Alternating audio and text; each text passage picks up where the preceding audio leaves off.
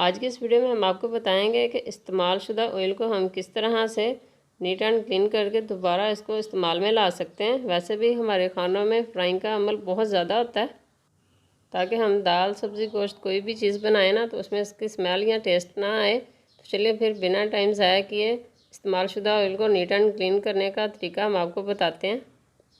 जैसा कि यहाँ आप देख सकते हैं कि हमने 1 लीटर ऑयल लिया है और ये काफ़ी दफ़ा इस्तेमाल हो चुका है। तकरीबन 5 से 6 मरतबा हमने इसको इस्तेमाल किया है।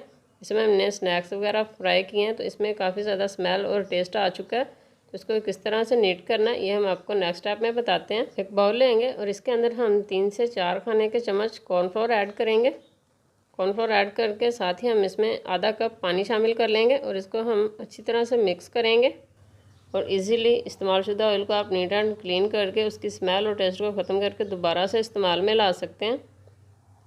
आपको भी पता है कि आगे सर्दी आ रही है, तो सर्दियों में फ्राई मछली का काफ़ी ज़्यादा इस्तेमाल होता है। तो एक मरतबा मछली को फ्राई कर लें तो उसके अंदर उसके मसालों की स्मेल और मछली की स्मेल काफ़ी ज़्यादा बढ़ जाती है और वो ऑयल जो होता है वो दोबारा इस्तेमाल के लायक नहीं रहता। अच्छी तरह से मिक्स कर लेने के बाद ये जो दूधिया पानी है ना, इसको हमने ना कुकिंग ऑयल में शामिल कर लेना है। शामिल करके हमने चम्मच की मदद से इसको अच्छी तरह से मिक्स करना है। अच्छी तरह से मिक्स कर लेने के बाद कढ़ाई लेंगे और इसके अंदर हम इसको ट्रांसफ़र करेंगे। तो इस तरह से अच्छी तरह से हिलाते हुए हमने इसके अंदर इसको ट्रांसफ़र करना है। आप देख सकते हैं कि ऑयल काफ़ी ज़्यादा इस्तेमाल हुआ है। तो इंशाल्लाह ताला इसको हम नीट करके आपको दिखाएंगे। कढ़ाई में ऑयल को ट्रांसफ़र कर लेने के बाद बिल्कुल लो फ्लेम पर हम इसको हिलाएंगे, हल्के हाथों से हिलाएंगे और इसको तकरीबन 5 से 6 मिनट के बाद आप देखेंगे कि कॉर्नफ्लोर ने काफ़ी ज़्यादा इसके अंदर जो हमने फ्राइंग का अमल किया है ना, उसको अपने अंदर छोटे छोटे ज़र्रात को जज़ब करेगा और इसकी गुठलियाँ बनना स्टार्ट हो जाएंगी।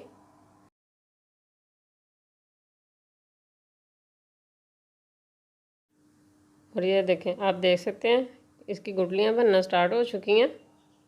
तो इस तरह हमने बिल्कुल लो फ्लेम पर इसमें स्पैचुला चलाते रहना है। अच्छा जी, यहाँ इसको स्पैचुला चलाते हुए हमें तकरीबन 6 से 7 मिनट गुजर चुके हैं और फ्लेम ऑफ करते हैं, उसको चूल्हे से उतार लेते हैं। एक स्ट्रेनर लेंगे, स्ट्रेनर हमने बारीक वाला इस्तेमाल करना है जिसकी जाली बारीक हो, और इसके अंदर हम इसको इस तरह से निकाल लेंगे, यानी कि छान लेंगे। तो छान लेने के बाद अभी हम आपको दिखाते हैं कि अभी हमें इसमें दोबारा ये स्टेप करने की ज़रूरत है। यहाँ आप देख सकते हैं अभी भी हम इसको दोबारा से वही स्टेप करेंगे ताकि ये मज़ीद नीट हो। आप देखेंगे कि जब अच्छी तरह से ये नीट हो जाएगा तो इसका जो बाउल का नीचे वाला पैंदा है ना, वो खुद ब खुद नज़र आना शुरू हो जाएगा। तो इसको ठंडा होने देते हैं और दोबारा से हम वही अमल करते हैं। पानी में फिर से हम कॉर्नफ्लोर शामिल करेंगे। इस स्टेज पर हम इसमें 2 खाने के चम्मच कॉर्नफ्लोर शामिल कर रहे हैं और फिर से इस दूधिया पानी को हम इसमें ट्रांसफ़र करेंगे और अच्छी तरह से मिक्स कर लेंगे। तो अगर तो आपने 1 से 2 मरतबा फ्राइंग वाला अमल किया ना ऑयल का, तो आपने फिर इसको 1 मरतबा ही इस स्टेप को करना है और इंशाल्लाह ताला आपको बहुत अच्छे रिज़ल्ट मिलेंगे। अगर आप ज़्यादा ही अमल कर चुके हैं फ्राइंग वाला, तो आपने फिर इसको 2 मरतबा जिस तरह से हम आपको बता रहे हैं इसी तरह से करना है। तो अब हम पैन लेंगे और पैन के अंदर इसको ट्रांसफ़र करेंगे और फिर से हम इसी तरह बिल्कुल लो फ्लेम पर इसमें स्पैचुला चलाते जाएंगे। तकरीबन 5 से 6 मिनट के लिए फिर हम इसी तरह यही स्टेप करते हैं।